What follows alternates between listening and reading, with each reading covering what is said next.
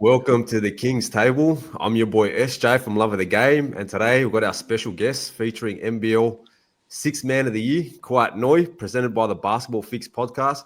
We're going to be covering all the big Sydney Kings news, KD's arrival, Delhi's new arrival to the Sydney Kings also, Kouat Noi being coached by Sean Rogers at the Sutherland Sharks in the NBL 1 East, Coach Brian Goorjian going to New York for the NBA Summer League, the departure of the CEO. We have some fan questions for Kouat Noi. Also, a question from Brian Goorjian in there too, so that's going to be interesting, plus many more. For now, kick back, relax, and enjoy the show. They don't do it like the king do. King do. Homie, ain't nobody king you. King you. Simmer down, boy. And get your hands off the ground, boy. Now, Kouat, hey, thank you for joining us. Your King's Table royalty. Now, NBL rating, Sixth Man of the Year. How does that sound to you? Yeah, it sounds right. Obviously, with the season I had, it couldn't have went to a better person.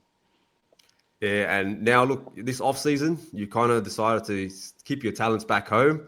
How's that been, balling and being with family and things like that? And how's that helped you mentally and your game? No, it's great, man. Just being here and having access to the physios, the coaches that are still down here as well, and obviously just with my family being down here. So, we can actually do more stuff together. I can take them to places. I can take them, down the road to go see my father or my mom. So, it's been changing for sure, just staying here in the East. And how important is family to you, man? Like, I know you said you can take them down the road to your father, but what have you enjoyed? Like, how old are your kids at the moment? 3 and almost 2. Yeah, so, man, at that age, man, they're literally just learning everything from you. What's been the highlight of your off-season so far?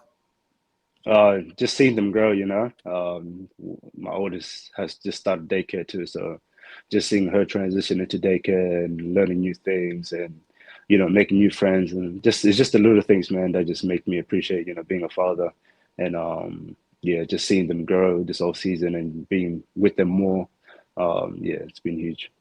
Yeah, because they grow up quick, man. Like, I got my daughter, she's about 1.5 at the moment, and the changes from about like 7 to 8 months to where she is now. She's starting to walk. She's starting to say some words and do all her talking. So it's something that you really cherish. So I respect that you can actually catch that in the East. Now, look, your off-season with the Sutherland Sharks, 21 points, 5 rebounds, 2 steals. The Sharks are in 5th place at the moment. How's your game going and kind of getting ready for the NBL action? Yeah, this is one of the off seasons where, I could actually, just not really chill, but I can do my own thing, I went out and did a couple side quests, I did some boxing, still doing Pilates, did some wrestling here and there. But it's been my first off season where, I can just kick back a little bit and, just focus on my body recovery wise, and just stepping away from basketball, but doing something else that, where I'm still staying active. So the coaches, like Brian Goorjian, Billy, Sean, have really accepted the fact that, I need some time away from basketball just to rejuvenate my mind, and, come back when I'm ready. So I'm back with the Kings this week, and I've been with them for the past 2 days and, just getting some skill work in with Brian Goorjian. And, it's been fun. So I'm glad to be back. Yeah, now, look, before we talk about the whole Sydney Kings 2025 season, we'll talk about the past a bit. Now, last season, you guys had an up and down season. You finished in 5th spot, knocked out by the Adelaide 36ers, who've had some big changes to their roster. We'll talk about that. But how did you guys as a collective look at last season, and what lessons can you learn from last year? Like the previous season? Yeah. Yeah. Obviously, we've had a stacked group like we've had every year. And, with a stacked group, there has to be some type of accountability and holding each other accountable. And I feel like we didn't have that with the team we had last season, which why we had an up and down season. So, focusing on the new season coming up with big signings, with huge leadership as well, with so much talent that we already have, like the core group of guys. I feel like we can turn this Kings organization and this Kings season around and really challenge for a championship, which is the main goal. Yeah, because look, it was tough that Sydney Kings didn't win it last year, but then having the Illawarra Hawks get it done was a bit tougher. But look, there was one thing that I want to talk about last season. Look, you guys were a bit undersized. does that kind of affect your game and how you kind of play? Because all you guys had to kind of adapt and change your game, especially with the whole box out and trying to rebound. Did that kind of play a part in any of that sort of the struggles?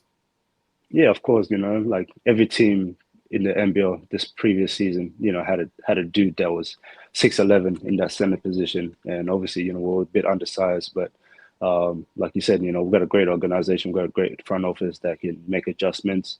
And I feel like they're heading in the right direction, and they've got their mindset on which guys they want to bring in.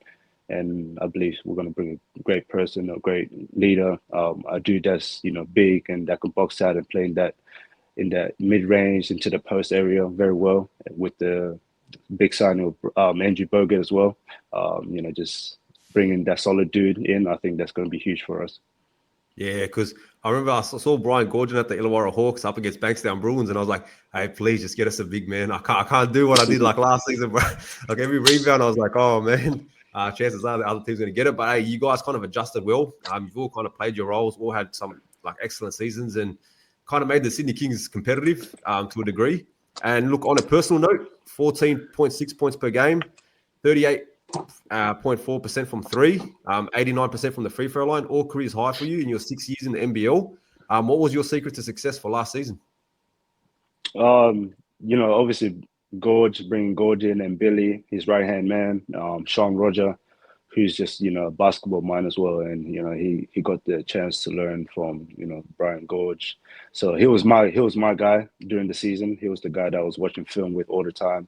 He was the one, that was, watching film, criticizing what I have to do better. And for a personal note, I'm a dude that takes criticism, I can learn from it. I don't take hard feelings from it at all. So being able to, learn from my mistakes and trying to implement it the next game and go forth. You just seen me progress and get better throughout the season as the season went on. And Billy has played a big part in, bringing to my game, working on the jump stop, 2-foot jump stops in the lane, because I can use my body so well, I can get to the rim with ease, but, just doing that little 1% of, jump stopping and making the right decisions. I think that really expanded my game and really, gave me opportunities to score the ball and look for other guys as well. And when I was knocking down the threes as well, it was hard for the defender to pick their poison. Hey, man, you were knocking down at a high rate, bro, and it was quality to watch because you kind of brought that spark off the bench. Now, that's my next question to you. Look, Alex Tui's gone to the NBA draft. That kind of leaves possibly a starting spot open.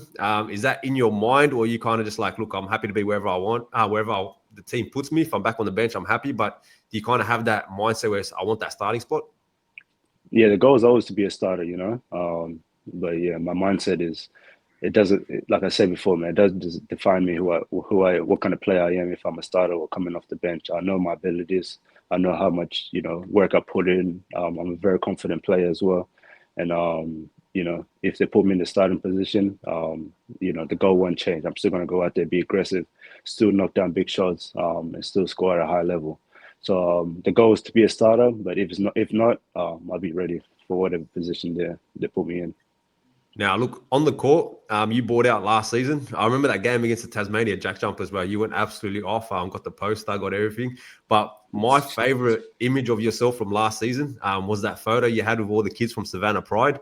What was it like to you to kind of like ball out, show out in front of your community, and for them to kind of say like, hey, Kouat's doing that, man. Like, we can do that too. Yeah, it's who I do it for, man. It's for these kids. It's for these next generation, As a kid growing up, man, I didn't have that role model to look up to. I didn't have that NBL player that came to the community and, trained me and stuff like that. So for me to have the opportunity to do that and give back to the community, younger kids, man, that's what I do it for. It's bigger than basketball at the end of the day, and these kids look up to me and they want to be in the same position I am in right now. And if I can help them, pave the way for them, I've done my job. Yeah, and you're definitely doing that, man. There's a lot of like South Sudanese ballers at the moment doing their thing. And if you were the reason for their inspiration to play, well done to you, because the game's in a better spot with all this talent. Now, look, with the Sydney Kings, the big name signings of Matthew Dellavedova and Kendrick Davis, two players at different stages of their career, but two players at the top of their game still. Now, we'll start off with Delhi. Look, 11 points per game, 7 assists, fresh from his grand final run with Melbourne United. Were you surprised he kind of decided to come to the Sydney Kings? Yeah, I was. I heard, a little bit of rumors here and there, but I didn't really believe it until Chris Pongrass called me the day they were going to announce it. So I was thrilled, man. We needed a leadership point guard in that position, that two-man that a person like that can play defense and, score the ball at a high level. And, the name speaks for itself, man. He's won championships in the NBA. He's looking to win a championship here in the NBL as well. So being here for him to be a part of our team, it's going to be huge. It's going to really translate onto the court, and it's really going to change this whole organization around. Yeah, especially with Delhi, man, because you know what you're going to get. You're going to get those 1%ers. Like, to be honest, I don't even know how old he is anymore, but even watching him at Melbourne United, he was always diving on loose balls. Always providing the hustle players, playing like he was back at Cleveland with LeBron James, being his right-hand man. But then also, look, when Matthew Dellavedova signed, he was going to be pretty much like the playmaker. And then little old Kendrick Davis, your TCU teammate from college, and a superstar in the NBL with the Adelaide 36ers last season. 26 points per game, 8 assists, 48% from the field. Man, how do you feel reuniting with your boy? No, I couldn't feel better, bro. Played college 2 seasons back in college at TCU. He was a still baller that I've seen so much potential in him. He was obviously a young kid, but I was kind of like a mentor to him, trying to, get his mind right and, continue to let him believe in himself, because I saw the potential in him, and he had the belief, but he didn't really have the confidence back then. So for him to come to the NBL this past season and dominate and really establish himself, I couldn't be happier for him. And after the season was done, we were on the phone right away, and we're chopping it up. He was so excited, he was telling me to talk to the Kings to come sign him and stuff, because he wanted to come down here and play with me and play for a great organization, most importantly. And when I had my exit meeting with Gorge, I just mentioned it. I was like, yeah, what do you think of Kendrick Davis? And he was surprised, he was shocked. I was like, yeah. He's like, why? And I was like, yeah, he's interested in coming down. Then I think they got on the phone right away with him, got in contact with his agent, and had the ball rolling. So I'm excited for him to come to this team, and he's going to give me more open shots, which I'm more excited about, and hopefully I can give him more open shots too, and he can chase that MVP. Well, I think he will deserve it this year. Yeah, definitely. Look, as I said, with those two boys, man, Kendrick Davis 8 assists per game, Dellavedova 7 assists per game. So, bro, those boys, they can throw some dimes, and if you're wide open, catch and shoot, man, that's cash money. How do you feel for your game and the improvement playing with these 2 star guards? Yeah, it's just me sharpening, the tools that I used last season. It's not really me trying to put too much into my game. It's really just sharpening the areas that I need to sharpen. And obviously there's going to be different coverages on me this season. So that's the stuff I'm working on with Brian Gorge and Sean Roger and Billy. So, just finding different ways to get open, finding different ways to attack the rim, and find different ways to try to get open so they can give me the ball in the right places. So, that's my big focus on this offseason. Yeah, man, because I'm keen as to see this Sydney Kings lineup. Because for me, like, I saw Kendrick Davis last year. I think his first game with the Adelaide 36ers, I DM'd him and I was like, hey, bro, like, low key, man, like, you're my favorite player right now. Because it was Bryce Cotton at the start, and then I saw him balling, doing his thing. And because he's a smaller guard, you kind of just take a bit of extra note, and just seeing his craftiness and his willingness to finish at the rim. And then he has that little bit of swagger to him too. And then now that he's at the Sydney Kings, and you're the man responsible for that. So I just want to say thank you, Kouat Noi. And did you get an agent's fee part of that deal? No, I didn't. Now, hey, let's talk about the roster. Look, it's starting to take shape. You got Delhi, KD, Sean Bruce, Tyler Robertson. You got yourself, Bull Quoll, Jalen Galloway, Makwach Malawach, Xavier Cooks, Kelly Luape, Jason Spurgeon. How are you guys kind of gelling at the moment? Because I know you guys said you kind of have been in the Kings run for the last 2 days. What's the excitement levels like, or is it just still chilled at the moment and just waiting for the season to kind of get rolling? No, we're up and rolling, man. We're putting in work every day. Like I said, man, I came back with the Kings this week, and obviously some of the boys have already been here for the past couple months. So Bull's putting work, man. He's getting in great shape. JG, he's back from his injury and he's looking real good than he did last season. And, Xavier is looking solid, man. He's hitting big shots. He's attacking the rim with ease and he's put some size on him too. So, all the dudes that have been here this offseason, man, they've changed their game, tremendously. One of the biggest things that Brian Gord said that, he wanted to be here, he wanted the coaches to be around this offseason because he didn't really get the chance to do it last offseason. So him being here and really, pushing the guys and, making them better as well, I think it's only going to be great heading into preseason. And shout out to Brian Gorgon also, man, because I saw him, as I said, at the Illawarra Hawks game. He's showing support to all the boys from the Sydney Kings. And, man, even when he was watching the Illawarra Hawks game against the Bankstown Brewers, man, he was following up with the Maitland Mustangs and Sutherland Sharks, your game, see how you boys were doing, see how Sean Rogers was doing. But I'm disappointed in you. You stole my thunder because I have here 3 players that in particular that I wanted to talk about, and you mentioned all 3 of them. We're going to start off with Bull Quoll. Look, he had a disappointing season last year. Averaging about 5 points a game, which was a career low for him on a personal note. And most of the time, man, he kept getting into foul trouble early on, kind of limited his opportunities. What's the growth like that we can see in ball quality this season? Because from what I saw at the Olympics with the South Sudanese, especially with that Olympic, him D'ing up on KD, like the talent's there. The honestly, like the sky's the limit for that guy. What does he need to do to fine tune that and excel and take his game to the next level? Yeah, just sharpen the tools that he already has. Like I said, man, he was fighting injury last season, which why he was sidelined so many games. But to see him back on the court, shooting the ball very well, and people forget, man, this guy has a strap, man. He can shoot the ball very well. I think it was a lead in like his rookie season, like NBL rookie, like lead in 3-point mates or something like that. But yeah, just seeing him, back, having fun again, smiling. But he's the ultimate competitor. He's a dude that, you don't want to play against, but you want to play with. So, I think he's in for a big season ahead. And he's looking real good this offseason.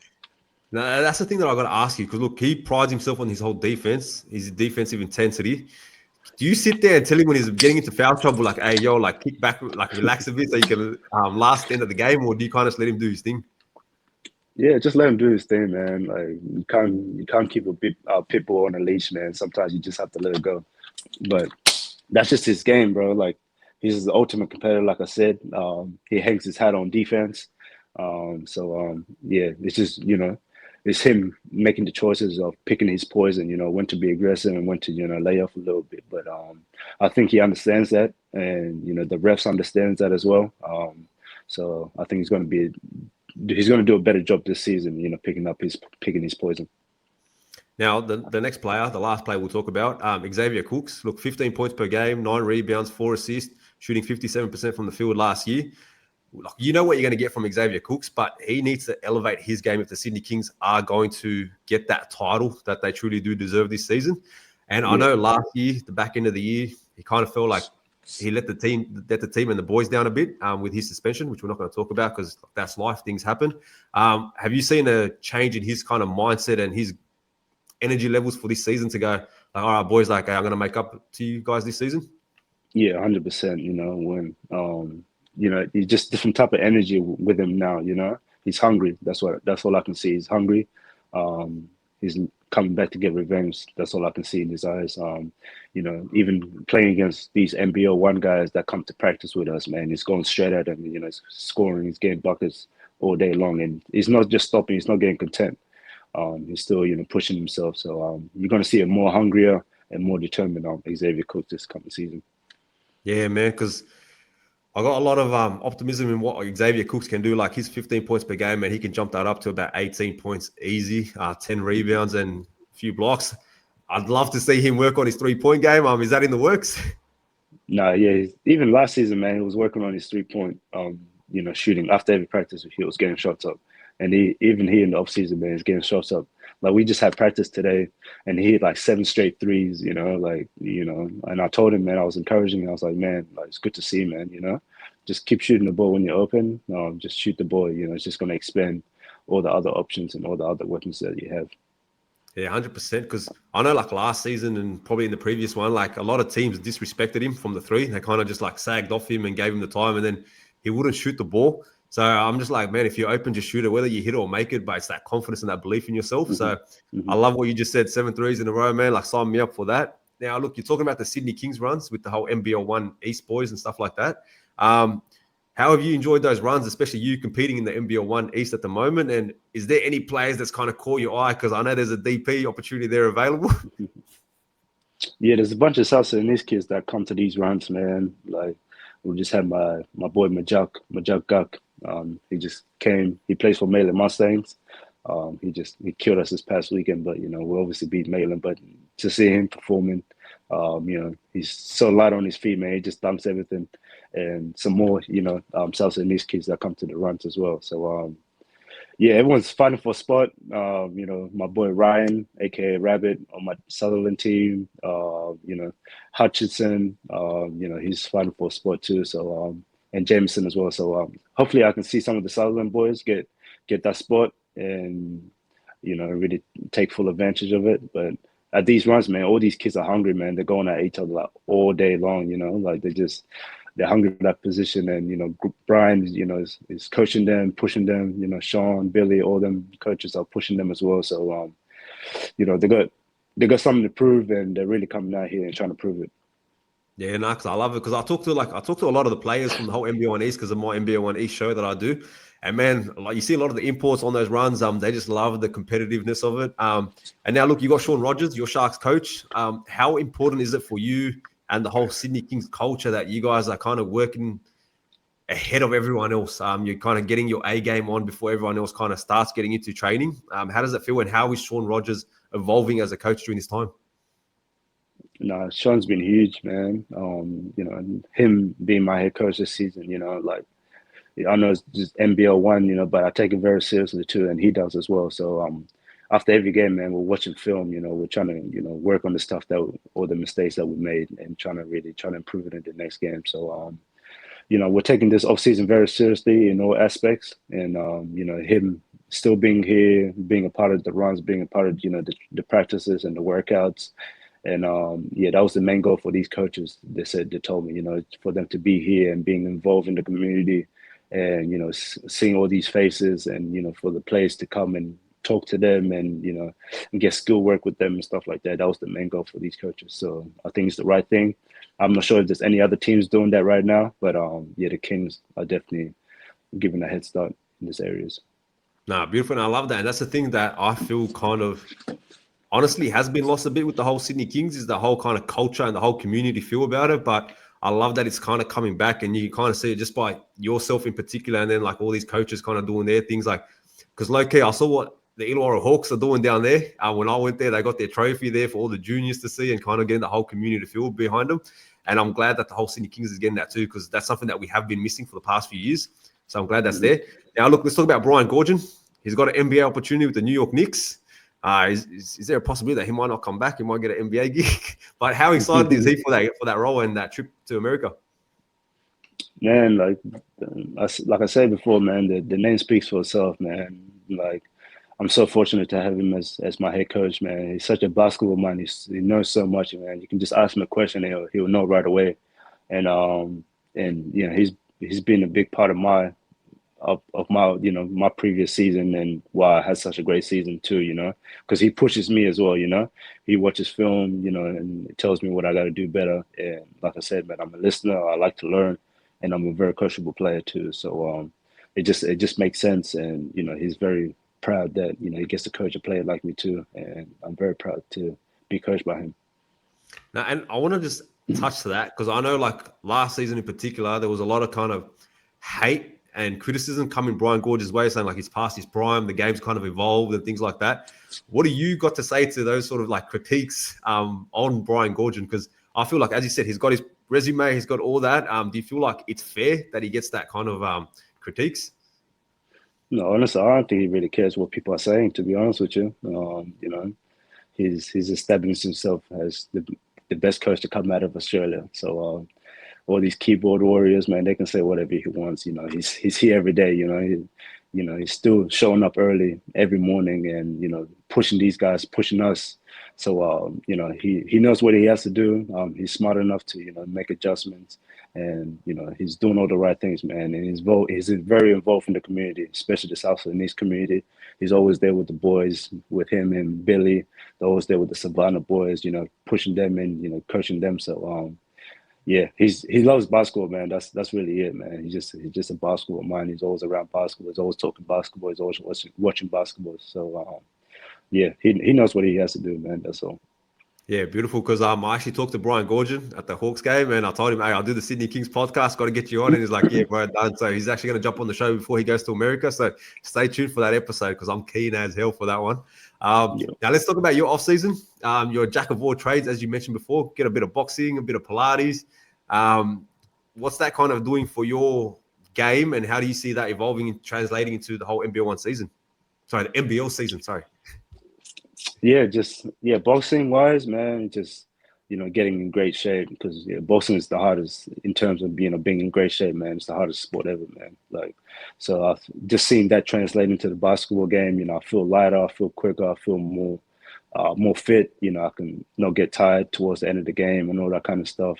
And obviously my body, you know, I'm being in great shape too. I think is really translating very well. And, you know, Pilates, you know, stay mobilized, staying flexible, and, you know, all the injury prevention that it does for the body. That's what I want to do, man. It's just all the 1%ers that I want to do this off season. And yeah, I've never been in better shape, and physically, mentally, and emotionally. Yeah, because I know you're doing Pilates with Helen. And I saw your recent YouTube video. You want that place on the wall? Has she promised that side of you for you yet? Has she promised that? No, not yet. She's actually on holiday right now, but yeah, when she comes back, I'm gonna ask her about it. Yeah, definitely needs you there. So yeah, shout out Helen. I love what she does because she trains a lot of like high profile players, and add the NBL 6 Man of the Year to that wall. Perfect. Can't complain with that. Now she promised me. Sorry, yeah. She promised me I'll be Helen, hey, we're keeping you to your word, man. We better see it there.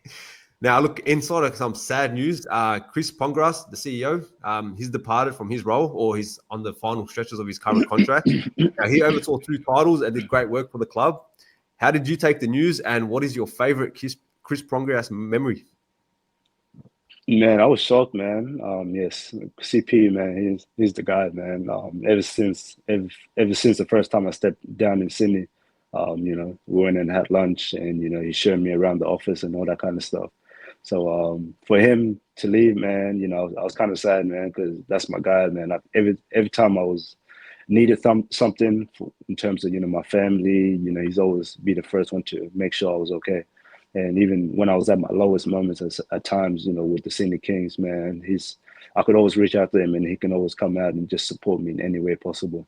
So to see him go, man, and, you know, pursue something else, you know, that's the best you could ask for, man. He's the best CEO I've ever had, GM, whatever you want to call it, man. But yeah, I call him my brother for real. Beautiful, man. That's love there. Especially when someone's there for you in your lowest moment, man. You never forget that stuff. And then for you to kind of excel and get that NBL 6 Man of the Year, like you've won a title, you're building up your own resume, pretty much at the prime of your career too. So, look, now talking about the whole NBL landscape, Bryce Cotton. We've got to talk about Bryce Cotton. When he kind of said he was going to leave the Perth Wildcat, did you think good riddance? And then when you saw him back, what was your feeling? Yeah, I was probably shocked, as everyone else was shocked. You know, I didn't expect it. I was at practice with Sutherland, and I saw my Instagram, and, you know, they're talking about he's going to sign with Adelaide. I was like, yeah, wow, damn, that's pretty good. Good for the league, good for the NBL, you know. But, you know, yeah, I don't really, you know, think too much about it. You know, we've got Kendrick Davis, you know, the runner for MVP. So, yeah, that's my real MVP right there, for real. Hey, low key, the Adelaide 36ers and Sydney Kings game is going to be epic. Yeah, it's going to be epic. Especially down there in Adelaide. I might travel down, hopefully. Get your tickets early. Yeah, definitely. Look, I actually am in need of a Sydney Kings jersey, so I'm definitely going to get a Kouat Noi jersey. That's going to be my first Sydney Kings jersey, so line me up for that one. Now, look, have you ordered one yet? No, I haven't ordered it yet. I'm bad at ordering stuff. Don't worry, bro. I got you. I'll get you one. Oh, bro. Appreciate that, bro. Let's get it. I got you. Now, look, we've got 3 fan questions. before we do end the show. So look, before I do end it, look, I had one of the guys that you've actually come up against, Ryan Gravy. Not sure if you remember Ryan Gravy, but he said, look, not a question, but I remember playing against him in high school when he was at San Clemente. And it's so awesome to see him now winning 6th Man of the Year. Always had a feeling he was going to make it big. So that's just from Ryan. I just had to give you a shout out because we're just showing you some love. Now, my first fan question is from Eden Vella. I'd love to know the experience of you playing in China. What was it like? China was different, bro. Like, yeah, it's a different beast, man. The games over there were wild. The officiating was crazy. But like I said, man, it was a great experience. I'm glad I went down there and get to experience that. And I'll definitely be back for sure. Yeah, definitely, because the Chinese, they love their basketball. Now, the next question is from Jet Clark. Who's your favorite player to play against and why? Favorite player to play against? Man, there's so many. I play against so many people. Favorite player to play against? Play against or play with? Play against.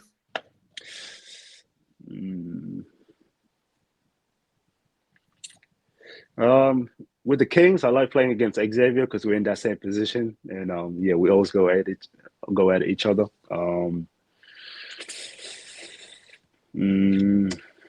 Any South Sudanese players, honestly, man, all the brothers in the NBL. Every time I get to go against them, man, it's always fun, and we always talk a lot of trash against each other. So, yeah, any South Sudanese basketball player in the NBL, man, it's good.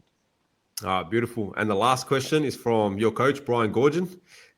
Will you be leading the league in 3 points made and percentage in season 2025?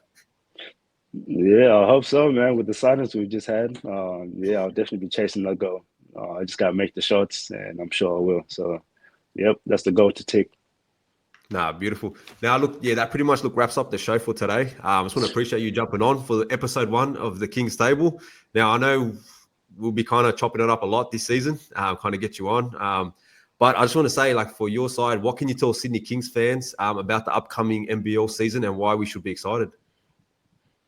Yeah, we're going to have a completely different, team, different season than we had the previous couple seasons. And I promise you, we're going to turn this whole thing around, and we're going to really, chase that championship and, bring another championship back to the Sydney Kings. Yeah, so you heard that, ladies and gentlemen. Get your memberships, get your season tickets, get all that stuff, because the Kings are coming out on top this season. So, yeah, look, Kouat Noi, thank you. Hope you have a great weekend, great rest of the week, and enjoy the NBL 1 East season on your personal note, because the season is heating up, and I guess this is the time of life where you enjoy playing basketball, finals time, playoffs time.